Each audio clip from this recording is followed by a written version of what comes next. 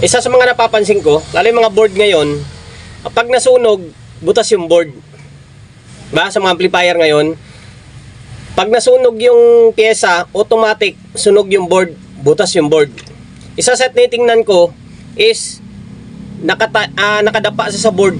Nakadapa. Unlike sa mga amplifier dati, halos lahat ng pyesa is nakatayo. Nakatayo, di ba? Pansinin mo, nakatayo siyang ganyan. Kung masunog man siya, yung parts lang yung masusunog or pyesa lang. Yung board hindi manadamay. Ngayon, kapag nasunog yung pyesa, automatic sunog yung board kasi abutin siya ng init eh. Abutin siya ng pagkasunog eh. Malas-malasin kapag malalaking pyesa, mga 1/2 or 1 watt, 2 watts, butas talaga yung board. Yun yung disadvantage ng nakadapa na pyesa. Tapos yung value, nabubura pa.